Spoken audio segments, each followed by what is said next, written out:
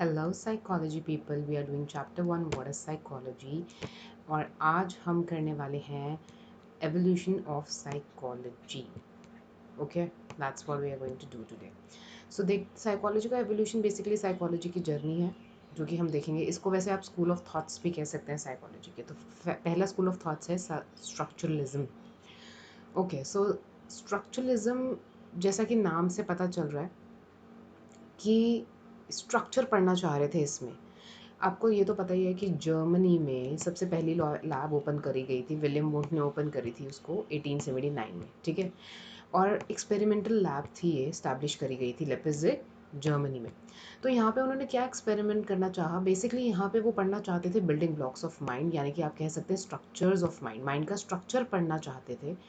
लोगों का जो कॉन्शियस एक्सपीरियंस है, माइंड के स्ट्रक्चर को कैसे पढ़ेंगे ना, मतलब मन का तो कोई स्ट्रक्चर नहीं होता है, कोई ब्रेन तो है नहीं, कोई फिजिकल बॉडी तो है नहीं जिसको आप टच कर सकते हो। It is not something tangible. So mind का स्ट्रक्चर पढ़ने के लिए उन्होंने जो मेथड यूज़ किया था वो था इंट्रोस्पेक्शन। तो अपने लैब में वो क्या करते थे, जो उनके सब्जेक्ट्स होते थे, जो भी इंडिविजुअल जिन पे वो रिसर्च कर रहे थे, उनको वो रूबरू कराते थे किसी मान लीजिए किसी बहुत शार्प लाइट से, ठीक है, बहुत स्ट्रॉन्ग बीम ऑफ लाइट उन्होंने एक्सपीरियंस किया, या बहुत साउंड, लाउड साउंड उन्होंने एक्सपीरियंस किया। कुछ इस तरीके का एक्सपीरियंस उनको करवाते थे अपनी लैब में। और क्या होता था फिर, उनको वो बोलते थे कि आप इंट्रोस्पेक्ट करके, कि मतलब आपको इमिडिएटली कैसा फील हुआ, पहला थॉट क्या आया, वो सब कुछ आप जो है हमें डिटेल में जो है एक्सप्लेन करो और बताओ।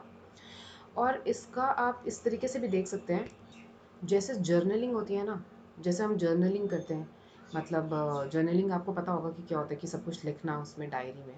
तो इस तरीके से वो इंट्रोस्पेक्शन करने के लिए बोलते थे अपने सब्जेक्ट्स को। और ये उनका मेथड था, ये मेथडोलॉजी वो अपनाते थे, यूज़ करते थे पढ़ने के लिए माइंड का स्ट्रक्चर। तो हेंस द नेम स्ट्रक्चरलिज्म। जो लोग ये मेथड फॉलो करते थे उनको स्ट्रक्चरलिस्ट बोलते थे, ठीक है, इसीलिए स्कूल का नाम स्ट्रक्चरलिज्म है।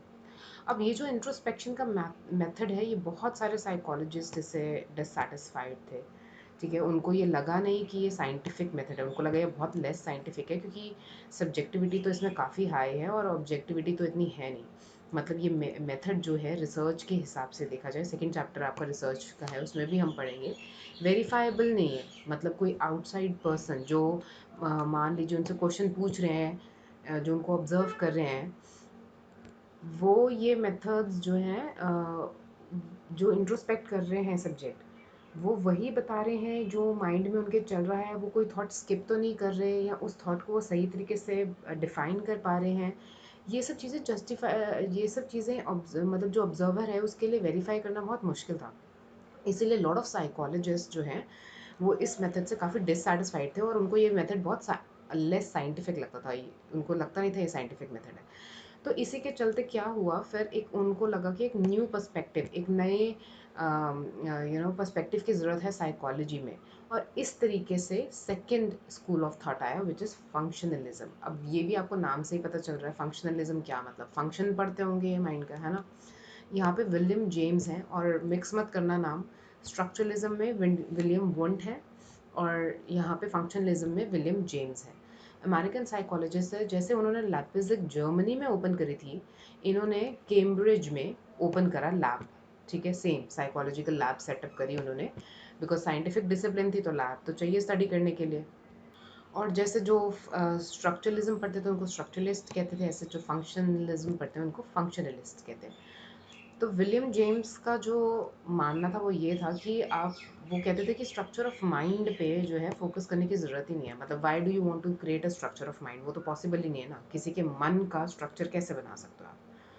तो वो कहते थे instead of that you should focus, कि हमारे बिहेवियर पे जो हमें ऑब्जर्वेबल है, दिखता है, आप उस पर फोकस करो ना। मतलब बिहेवियर के जो फंक्शंस हैं, बेसिकली वो फंक्शनलिस्ट थे, वो फंक्शन पे ज़्यादा फोकस करते थे कि कैसे हम जो बिहेव करते हैं वो हेल्प करता है हमें to satisfy in our needs, हमारी इमोशनल नीड्स और हमारी साइकोलॉजिकल नीड्स। तो फंक्शनलिस्ट का था, उनका था कि भाई कैसे जो है हमारा बिहेवियर हमें हेल्प करता है हमारी नीड्स को सेटिस्फाई करने में, हमें उस पर फोकस करना चाहिए। वो हमें कैसे हेल्प करता है हमारे इन्वायरमेंट से डील करने में, हमें उस पर फोकस करना चाहिए। तो आपको फंक्शनैलिटी पे फोकस करना चाहिए। और विलियम जेम्स ये कहते थे कि जो हमारी कॉन्शियसनेस है वो ऑनगोइंग स्ट्रीम की तरह है, मतलब एक बहती हुई नदी की तरह है ऑफ मेंटल प्रोसेस, जितने भी हमारे cognition, perception, memory, learning, attention, ये जितने भी हमारे मेंटल प्रोसेसेस हैं वो किस तरीके से इंटरैक्ट करते हैं हमारे इन्वायरमेंट के साथ, ये होना चाहिए कोर ऑफ साइकोलॉजी। हमें साइकोलॉजी में मुख्यतः तौर पे जो रूट्स हैं साइकोलॉजी की वो हमें यही पढ़ना चाहिए। ओके, तो एक बहुत इन्फ्लुएंशियल एजुकेटर और थिंकर थे जॉन डूई। ठीक है, इनका भी कहना यही था, ये फंक्शनलिस्ट को सपोर्ट करते हैं और ये भी यही कहते हैं कि आफ्टर ऑल ह्यूमन बींग्स हम क्या करते हैं, हम यही तो देखते हैं कि हम कितने अच्छे से फंक्शन कर सकते हैं बाय अडेप्टिंग आवर एनवायरनमेंट। मतलब अल्टीमेटली तो बात यही है, अगर आप सर्वाइव नहीं कर सकते, आपके पास वो स्किल्स नहीं है कि आप अडेप्ट नहीं कर पा रहे इन्वायरमेंट में, तो फिर आप डिस्ट्रॉय हो जाएगा सब कुछ बहुत जल्दी। सो आपको चेंजेस में अडेप्ट करना है, अपने आप को ढालना है, that is how life goes on and moves on, so that is very important. तो वो भी यही कहते थे कि फंक्शंस पे फोकस करो। ठीक है, so next school of thought देखते हैं। इसके बाद क्या हुआ, इसके बाद आया जेस्टॉल साइकोलॉजी। अब जेस्टॉल साइकोलॉजी में आपको एक बात समझ, जर्मनी का ही स्कूल है, ठीक है, स्कूल ऑफ थॉट है, ये भी जर्मनी का ही है, और स्ट्रक्चरलिज्म भी जर्मनी का था। तो ये भी एज अ रिएक्शन ये स्कूल ऑफ थॉट आया टू स्ट्रक्चरलिज्म। ठीक है, it came as a reaction. तो जेस्टॉल साइकोलॉजी में क्या था, उन्होंने जेस्टॉल साइकोलॉजी ये बात बोलते हैं कि हम इंसान जो है ना, हमें आदत होती है चीज़ों को एज अ होल एक्सपीरियंस करने की। हम छोटे छोटे टुकड़ों में, पार्ट्स में, क्योंकि स्ट्रक्चरलिज्म स्ट्रक्चर पे फोकस कर रहे थे, टुकड़ों पे, है ना, टुकड़े, स्ट्रक्चर, कंपोनेंट्स। तो ये जेस्टॉल साइकोलॉजी ने बोला कि कंपोनेंट्स पे फोकस नहीं करना चाहिए, बिकॉज हम एज अ होल देखते हैं, हमारा जो माइंड है वो चीज़ों को पूरे उसमें देखना पसंद करता है। फॉर एग्जाम्पल आप ये इमेज में देख सकते हो यहाँ पे क्या हो रहा है। जेस्टॉल साइकोलॉजी का एक बहुत फेमस फ्रेज है, the whole is greater than the sum of its part. मतलब जो पूरा है पिक्चर, वो उसका that is greater than the sum of its part. Okay, तो हम ह्यूमन, जो हमारा माइंड है वो पार्ट्स में, टुकड़ों में चीज़ों को नहीं देखता है। फॉर एग्जाम्पल आप ये इमेज देख सकते हैं अपने राइट हैंड साइड पे। ये इमेज आपको सर्कल इसके जो हैं वो पूरे दिख रहे होंगे, आपको लग रहा होगा कि भाई एक ये सर्कल्स हैं और सर्कल्स पूरे हैं और इसके ऊपर एक वाइट कलर का ट्रायंगल रखा हुआ है, राइट। आपको यहाँ पे ये ट्रायंगल लग रहा होगा, बट अगर आप वाइट बैकग्राउंड को कंसिडर करो तो आप उस पर ये देख पा रहे हो कि ये ऐसे तीन सर्कल्स हैं जो एक्चुअली सर्कल्स नहीं है, इसमें से एक पीस ऑफ स्लाइस वो ट्रायंगल कटा हुआ है। तो अगर हम वाइट बैकग्राउंड को कंसिडर करें तो हम ऐसे भी देख सकते हैं, but this is not how we are seeing it as, हमारा माइंड जो है इसको परसीव कर रहा है होल को, इसको वो पूरा एक कंप्लीट सर्कल की तरह परसीव कर रहा है, और ये उनको लग रहा है एक पूरा का पूरा ट्रायंगल जो वाइट वाला पार्ट है, right. This is how we are perceiving it. तो इसी के बारे में बात करती है हमारी जेस्टॉल साइकोलॉजी। अब बात करते हैं हमारे नेक्स्ट स्कूल की, जो है behaviourism. Let's talk about the next school, which is behaviorism. Behaviorism John Watson ने दिया है। ओके, सो वॉटसन ने बिहेवियरिज्म में बोला कि जो ऑब्जर्वेबल है, जिसको हम स्टडी कर सकते हैं, ऐसे ही बिहेवियर को, रिस्पॉन्सेस को जो है हम स्टडी, स्टिमुली के अगेंस्ट जो होते हैं रिस्पॉन्सेस या बिहेवियर, उनको हम स्टडी करेंगे। ऑब्जेक्टिवली नहीं, मतलब जैसे इंट्रोस्पेक्शन में सब्जेक्टिविटी हाई थी, यहाँ पे ऑब्जेक्टिविटी हाई है क्योंकि आप ऑब्जर्व कर सकते हो। तो उन्होंने भी बेसिकली माइंड और कॉन्शियसनेस का कंसेप्ट, मतलब कि हमें स्ट्रक्चरलिज्म या फंक्शनलिज्म, इन दोनों स्कूल्स को उन्होंने भी रिजेक्ट किया। और उन्होंने बोला कि मतलब सिंपल सिंपल साइकोलॉजी का यही होना चाहिए फंडा, कि आप जो भी कोई स्टिमुलस है एनवायरनमेंट में, उसके रिस्पॉन्स में हम कैसा बिहेव कर रहे हैं, क्या हमारे रिस्पॉन्सेज हैं, और वो तो ऑब्जेक्टिवली हम मेजर भी कर सकते हैं, मतलब लैब में भी आप टेस्ट कर सकते हो, जो रिसर्चेस कंडक्ट कर सकते हो, तो वो इजीली वेरीफाइबल भी हैं, तो आप उसको स्टडी करो। तो जॉन वॉटसन जो फाउंडर हैं इसके, मतलब बिहेवियरिज्म के, उन्होंने बिहेवियर को स्टडी करने पे जोर दिया। और भी बहुत सारे इन्फ्लुएंशियल साइकोलॉजिस्ट हैं, जैसे कि स्किनर जो हैं, स्किनर की जो अप्रोच थी, उन्होंने बिहेवियरिज्म को वाइड रेंज ऑफ सिचुएशन में उन्होंने अप्लाई करा, और स्किनर जो है इस अप्रोच को, बिहेवियरिज्म को, काफ़ी आगे तक लेके गए। ये जो एक चीज़ और आपको यहाँ पर समझने वाली है, जो वॉटसन है वो काफ़ी इन्फ्लुएंस थे इवान पैवलो के काम से। उन इवान पैवलो ने क्लासिकल कंडीशनिंग दी थी हमें। अब क्लासिकल कंडीशनिंग क्या होता है, ज़रा उसके बारे में थोड़ा सा समझ लेते हैं। It's kind of an introduction to it, आप समझ लीजिए। तो बिहेवियरिज्म में क्लासिकल कंडीशन क्या होता है? क्लासिकल कंडीशन करना किसी को भी, कंडीशनिंग तो आप समझते हैं, कंडीशन करना क्या होता है? तो कंडीशनिंग मतलब यहाँ पे डॉग की कंडीशनिंग हुई है, मतलब उसको एक तरीके से ट्रेन किया गया है प्रॉपर चीज़ों में। तो पहले क्या होता था कि फूड देते थे डॉग को। ये डॉग पे एक एक्सपेरिमेंट किया है वैन पैवलो ने, क्लासिकल कंडीशनिंग इसको बोलते हैं। तो उन जब डॉग को फूड देते थे तो डॉग सलाइवेट करता था, यू नो, और फूड देखते ही। और ऐसा कुछ टाइम तक चला। फिर उन्होंने क्या करा, सेकंड स्टेप में, जो इनके एक्सपेरिमेंट का, रिसर्च का सेकंड स्टेप है, उसमें उन्होंने क्या करा कि फूड देने से पहले ना वो बेल बजा देते थे, एक बेल रिंग कर देते थे। और तो फूड, कोई सलाइवेशन नहीं करता था डॉग रिंग, बेल के रिंग करने पे। बेल के इमीडिएटली रिंग करते ही, रिंग करने के बाद फूड आ जाता था। तो डॉग फिर से सलाइवेट करना शुरू कर देता था फूड देखते ही। थोड़े टाइम ऐसे ही चलता रहा, बेल बजी पहले, फिर फूड आया, बेल बजी, फूड आया, और डॉग ने सलाइवेट किया।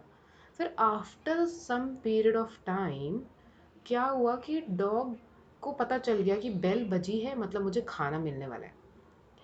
और फिर बेल बजने पे, सिर्फ और सिर्फ बेल बजने पे ही जो है सलाइवेशन स्टार्ट हो जाती थी डॉग की।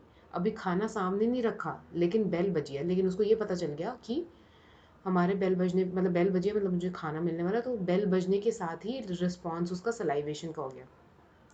तो एक ऐसा रिस्पॉन्स जो होता था सिर्फ वो रिस्पॉन्स आता था उसका फूड के, सलाइवेशन उसका फूड देखने पे होता था, ना कि बेल बजने पे। वो कंडीशन हो गया, अब बेल, बेल से कंडीशन हो गया, ठीक है।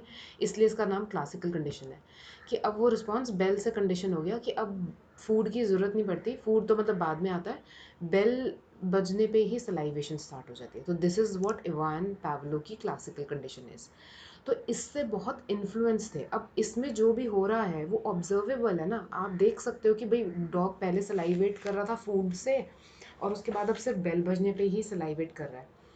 अगर इसका मैं एक छोटा सा एग्जांपल दूं तो आप इसको ऐसे भी समझ सकते हैं कि जैसे हमारे स्कूल में रिसेस की बेल नहीं होती, तो जब रिसेस की बेल होती थी, तो अगर आप में से किसी को याद हो और आपको पता है कि आपके टिफ़िन में फेवरेट फूड है, या you know if you are a foodie, तो वैसे भी, तो हमें पहले ही बेल बजने पे ही मतलब ऐसे लगता था कि बस मुंह में पानी सा आ जाता था।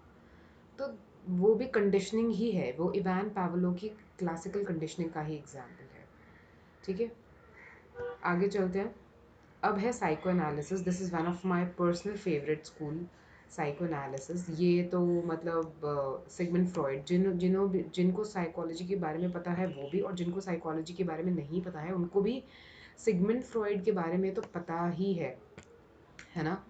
और ये इतने ज़्यादा फेमस है, और इन्होंने पूरा वर्ल्ड को हिला दिया था अपने रेडिकल व्यू से, अपनी जो भी इनकी रिसर्चेज वगैरह थी। तो फ्रॉइड ये मानते थे कि जो ह्यूमन बिहेवियर है वो मैनिफेस्टेशन है अनकॉन्शियस डिज़ायर्स और कॉन्फ्लिक्ट्स का। अनकॉन्शियस डिज़ायर, ये वर्ड बहुत इंपॉर्टेंट है, ठीक है, क्योंकि सिगमंड फ्रॉइड का सारा काम ही अनकॉन्शियस डिज़ायर्स और कॉन्फ्लिक्ट्स पे है। सारी साइको एनालिसिस ही इसी पे बेस है, कि हमारे अंदर कुछ ऐसी डिज़ायर्स होती है जो हमसे भी छुपी होती है, जो हमें भी कॉन्शियसली हमें नहीं पता होता है, हमें उसके बारे में अवेयरनेस नहीं होती है। और वो डिज़ायर्स या हमारे कुछ अंदर कॉन्फ्लिक्ट्स ऐसे होते हैं जिनको हम फेस नहीं करना चाहते, कुछ इस तरीके के कॉन्फ्लिक्ट और डिज़ायर्स होते हैं। और वो जो है, हम हमारे बिहेवियर को कहीं ना कहीं मैनिपुलेट करते हैं, कहीं ना कहीं हमारा जो बिहेवियर है वहाँ से स्टेम हो रहा होता है, ठीक है। तो सही founded psychoanalysis as a system to understand cure of, obviously इन्होंने भी जो सिस्टम ये साइको एनालिसिस का ढूंढा था, इन्होंने भी साइकोलॉजिकल जो डिसऑर्डर्स है उसको क्योर करने के लिए ढूंढा था। सब साइकोलॉजिस्ट बेसिकली अपना अपना रोल प्ले कर रहे थे और अपना अपना कंट्रीब्यूट कर रहे थे in the field of psychology. Freudian psycho analysis जो है, जो ह्यूमन बींग्स को ऐसे ही देखता था कि हमारा जो बिहेवियर है वो उसका जो मोटिवेशन है हमारे बिहेवियर का जो पीछे, वो हमारी अनकॉन्शियस डिज़ायर्स होती हैं। और एक बात इन्होंने और बोली कि हम ना बड़े प्लेजर सीकिंग होता है, डिज़ायर्स हमारे, हमें इंस्टेंट ग्रेटिफिकेशन चाहिए होती है। इंस्टेंट ग्रेटिफिकेशन मतलब कि अभी के अभी मेरी इच्छा पूरी हो जाए, जो भी मेरे मन में इच्छा उठी है ना, जो भी, जैसे मुझे बहुत भूख लगी, अभी के अभी खाना मिल जाए, अभी के अभी ऐसा हो जाए, अभी सोना है तो अभी के अभी, मतलब तो एवरीथिंग इंस्टेंट ग्रेटिफिकेशन के लिए सीख करते हैं और प्लेजर सीकिंग बिहेवियर में ज़्यादा इंडल्ज होते हैं। तो ये साइको एनालिसिस का व्यू पॉइंट था। नेक्स्ट स्कूल ऑफ थॉट है ह्यूमनिस्टिक। ये भी बहुत इंटरेस्टिंग है और बहुत one of my favourite school of thought है ये भी। ह्यूमनिस्टिक पर्सपेक्टिव क्या बोलते हैं, ये कार्ल रॉजर हैं जिनकी आप फोटो यहाँ देख रहे हैं, ठीक है, ये कार्ल रॉजर हैं और ये एब्राहम माशलो हैं। तो एब्राहम माशलो और कार्ल रॉजर एक तरीके से फाउंडिंग पीपल हैं, ठीक है, ये दोनों इस स्कूल ऑफ थॉट के। तो ये बोलते हैं कि ह्यूमन ह्यूमन बींग्स अपनी मर्जी के मालिक होते हैं, उनके पास फ्री विल होती है, ठीक है, और वो नेचुरली स्ट्राइव करते हैं ग्रो करने के लिए, और हर कोई अपनी इनर पोटेंशियल को ना अनफोल्ड करना चाहता है, हर कोई लाइफ में ग्रो करना चाहता है, और उनसे उनकी फ्री विल मत छीनो, ये कह के बेसिकली कि हम तो एक तरीके से साइको एनालिसिस में क्या हो गया कि भाई हम हमारे जो अंदर कॉन्फ्लिक्ट है, जो हमारी इंटरनल डिज़ायर्स हैं अनकॉन्शियस, उनके अधीन हो गया है ना हमारा बिहेवियर, मतलब उनके इन्फ्लुएंस में आके हम बिहेवियर कर रहे हैं जो भी कर रहे हैं, under the influence of unconscious desire और conflict. But this is not what Carl Roger और Abraham Maslow said. Abraham Maslow और कार्ल रॉजर ने बोला that we humans have the capacity to choose, हमारे पास फ्री विल है, ठीक है, हम कैसे रिएक्शन या सिचुएशन में हमें कैसे रिस्पॉन्ड करना है, कैसे रिएक्ट करना है, क्या एक्शन करना है, इसके लिए हम पूरी तरीके से फ्री विल का यूज़ करते हैं। तो आप उनसे वो फ्री विल, ये उनकी डिग्निटी है, मतलब ये तो हमारी, अगर आप डिग्निटी की आप हमको ख़त्म कर रहे हो, क्योंकि ये तो बहुत ही मैकेनिस्टिक हो गया ना, ये तो बहुत मैकेनिकल हो गया कि हम कठपुतली हो गए, मतलब फिर हम पपेट हो गए ना, कि किसी चीज़ के अंडर हम बिहेव कर रहे हैं इन्फ्लुएंस के। तो ये तो ऐसे एनिमल्स करते हैं, उनके पास जो भी उनको इंस्टिंक्ट होता है वैसे वो इमीडिएटली वैसे बिहेव करते हैं, बिना कुछ सोचे, बिना कुछ समझे और बिना कोई उनकी डिसीजन मेकिंग। लेकिन we are not animals, we are humans, ठीक है। तो हमारा इतना मैकेनिकल, इतना रोबोटिक व्यू नहीं है, हमारे पास दिमाग है, हम सोच सकते हैं कि हमने रिस्पॉन्ड करना है सिचुएशन में, अभी रिएक्ट करना है, नहीं करना है, चुप रहना है, बोलना है, क्या करना है। तो ये आप उनके उनसे अगर आप फ्री विल की बात नहीं कर रहे हो, तो आप ये तो अंडरमाइन कर रहे हो ह्यूमन फ्रीडम को, और फिर उनकी डिग्निटी पे भी बात आ रही है। तो इन्होंने बोला, तो ये जो थे बहुत बड़े एडवोकेट थे, एडवोकेट मतलब कोर्ट में वकील नहीं, एडवोकेट का मतलब है कि ये एडवोकेट करते थे इस चीज़ के बारे में, फ्री विल के बारे में, और ये बोलते थे कि हर जो ह्यूमन बीइंग है उसके अंदर एक इनर पोटेंशियल है अनफोल्ड, जिसको वो करना चाहता है, और वो they all strive to grow into a better human being, सब अपना एक बेटर वर्जन बनना चाहते हैं, राइट। तो ये बहुत पॉजिटिव इनका व्यू था ह्यूमन नेचर को लेके। ठीक है, अब आगे चलें कि, तो ह्यूमनिस्टिक भी आपने समझ लिया कि क्या है। नेक्स्ट चलते हैं। नेक्स्ट है कॉग्निटिव पर्सपेक्टिव। अब ये कॉग्निटिव पर्सपेक्टिव क्या कहते हैं? कॉग्निटिव पर्सपेक्टिव बहुत इंपॉर्टेंट है, इंटरेस्टिंग भी है और इम्पॉर्टेंट भी है। ये एस्पेक्ट्स ऑफ जेस्टल अप्रोच और स्ट्रक्चरलिज्म को कंबाइन करता है। जस्टॉल्ट अप्रोच जो हमें बोलती थी कि हम चीज़ों को ह्यूमन बींग्स होल देखते हैं, ठीक है, मतलब पूरा देखते हैं, वो जो आपने देखा था ना सर्कल और ट्रायंगल वाला, तो वैसे है ये इसका। और स्ट्रक्चरलिज्म मतलब जो स्ट्रक्चर है, तो ये माइंड के जो स्ट्रक्चर पढ़ने की उन्होंने शुरुआत करी थी, विलियम वुंड ने जो फर्स्ट लैब खोली थी लेipzig जर्मनी में। तो ये दोनों अप्रोचेस का कॉम्बिनेशन है कहीं ना कहीं इन सम वेज, ठीक है। अब वो कैसे है वो समझते हैं। अब जो कॉग्निटिव वर्ड है वो आया है वर्ड कॉग्निशन से, ठीक है, कॉग्निटिव पर्सपेक्टिव कॉग्निशन से वर्ड से आया। कॉग्निशन का मतलब होता है प्रोसेस ऑफ नोइंग, किसी चीज़ को जानने की प्रोसेस को हम कॉग्निशन कहते हैं। इसमें बेसिकली आपका थिंकिंग इन्वॉल्व होता है, ठीक है, अंडरस्टैंडिंग इन्वॉल्व होता है। किसी की चीज़ को जानना चाहते हो तो उसके बारे में सोचोगे, उसके बारे में समझोगे, आप उसको कैसे परसीव कर रहे हो, शायद उसके बारे में याद भी करो। जैसे आप साइकोलॉजी के बारे में भी जानना चाहते हो तो साइकोलॉजी के में आपके मन में भी कुछ सवाल आते होंगे, आप जो भी पढ़ा है आपने उसके बारे में सोचते होगे, समझने की कोशिश कर रहे हो, परसीव कर रहे हो चीज़ों को, आपका परसेप्शन भी चेंज हो रहा है, मेमोराइज करने की कोशिश कर रहे हो। तो ये सारी चीज़ें कॉग्निशन में आती है। प्रॉब्लम सॉल्विंग स्किल्स भी जो हैं हमारे कॉग्निशन में ही आते हैं, प्रॉब्लम सॉल्विंग स्किल्स। ठीक है। और and lot of other mental processes जो हैं वो भी उसमें आते हैं। कॉग्निशन मतलब कॉग्निटिव पर्सपेक्टिव ही है ये। तो बेसिकली हम अपने ह्यूमंस अपने एनवायरनमेंट से स्पेसिफिक वे में किस तरीके से डील करते हैं, ये इस चीज़ के बारे में है। Making us able to deal with the environment in specific ways. तो हमारे स्पेसिफिक वे में मतलब हर कोई एक अपने तरीके से ही डील करता है ह्यूमन एनवायरनमेंट में, by using their cognition, by using all the methods जो हमने ऑल द थिंग्स जो हमने पढ़ी हैं, thinking, understanding, perceiving, memorising, problem solving. तो इस तरीके की जितनी भी हमारी मेंटल प्रोसेसेस हैं, मेंटल एक्टिविटीज़ कह लो, मेंटल प्रोसेसेस कह लो, कॉग्निशन कह लो, कॉग्निटिव प्रोसेस कह लो, सब सेम है। उसी के बारे में बात हो रही है। ठीक है। और सम कॉग्निटिव साइकोलॉजिस्ट क्या करते हैं, वो ह्यूमन जो ब्रेन है ना उसको देखते हैं इंफॉर्मेशन प्रोसेसिंग सिस्टम की तरह। वो हमारे ब्रेन को ना कंप्यूटर से एक तरीके से एनालॉजी जो यूज़ करते हैं, एनालॉजी वो कंप्यूटर की यूज़ करते हैं। जैसे कंप्यूटर में सीपीयू होता है ना, सीपीयू इनपुट डालते हैं, फिर प्रोसेसिंग होती है और फिर आउटपुट आता है। तो वो बोलते हैं कि हमारा जो ह्यूमन ब्रेन है, ह्यूमन जो माइंड है ना, हमारा जो ह्यूमन जो ब्रेन है, बेसिकली ह्यूमन ब्रेन भी ऐसे ही होता है। मतलब वो बाहर इन्वायरमेंट में कुछ चीज़ें होती हैं, उसको वो परसीव करता है, फिर यहाँ पे इंफॉर्मेशन को प्रोसेस करता है और फिर बाद में उसका आउटपुट निकाल देता है। तो ऐसे ह्यूमन ब्रेन कंप्यूटर की तरह फंक्शन करता है, इसीलिए इसको कॉग्निटिव प्रोसेसिंग या इंफॉर्मेशन प्रोसेसिंग सिस्टम भी बोलते हैं कुछ कॉग्निटिव साइकोलॉजिस्ट, क्योंकि वो माइंड को कंप्यूटर की तरह देखते हैं। तो ये इसका इम्पॉर्टेंट हिस्सा है कि भाई हमने रिसीव करी, प्रोसेस करा और फिर उस इंफॉर्मेशन को ट्रांसफॉर्म करते हैं, हम स्टोर भी करते हैं। जैसे कंप्यूटर में आप चीज़ें स्टोर करते हो, कंप्यूटर की मेमोरी होती है, रैम, रोम, सब पढ़ा है आपने। तो इस तरीके से हम अपने दिमाग में भी चीज़ें इन्फॉर्मेशन स्टोर करते हैं। ऐसा थोड़ी ना कि हमें मेमोरी, हमारे पास मेमोरीज़ नहीं है, मेमोरीज़ भी है हमारे पास। हमें कोई चीज़ भूल जाती है तो हम याद करने की कोशिश करते हैं और फिर वो याद भी आ जाती है। कुछ चीज़ें कभी नहीं याद आती, पर काफ़ी चीज़ें याद भी आ जाती है। तो इसका मतलब कि कोई स्टोरेज है हमारे ब्रेन में जो मेमोरीज़ को, कोई हमारा जो ब्रेन है उसका कोई हिस्सा है जो मेमोरीज़ को स्टोर करता है। और जब हम चाहें तो इन्फॉर्मेशन रिट्रीव भी कर सकते हैं, मतलब इन्फॉर्मेशन वापस निकाल भी सकते हैं अपने दिमाग से। तो इस तरीके के जो कुछ व्यूज़ हैं।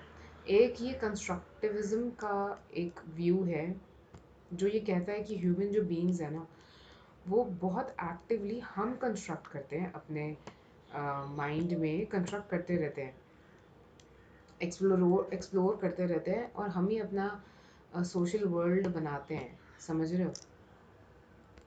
बेसिकली कंस्ट्रक्टिविज्म में ये होता है कि जो साइकोलॉजिस्ट होते हैं वो ये बोलते हैं कि ह्यूमन बीइंग्स कंस्ट्रक्ट करते हैं, मतलब कुछ बनाते हैं। जैसे कंस्ट्रक्शन का काम चलता है ना, बिल्डिंग बनती है, धीरे धीरे धीरे एक एक करके ईंट जुड़ती है और फिर बिल्डिंग तैयार होती है। तो ऐसे ही हम जो ह्यूमन बीइंग्स हैं अपने ना एनवायरनमेंट को, चाहे वो फिज़िकल वर्ल्ड हो जो भी हमारे आसपास है, फिज़िकल हमारा सोशल वर्ल्ड हो, समाज में, सोसाइटी में क्या हो रहा है, तो हम अपने माइंड में के थ्रू कंस्ट्रक्ट करते रहते हैं अपने चीज़ें। हमारे अपने बिलीफ सिस्टम्स हैं, अपने मेंटल कंस्ट्रक्ट्स हैं, हमारी अपनी समझ है, एक दुनिया को देखने का अपना नज़रिया है।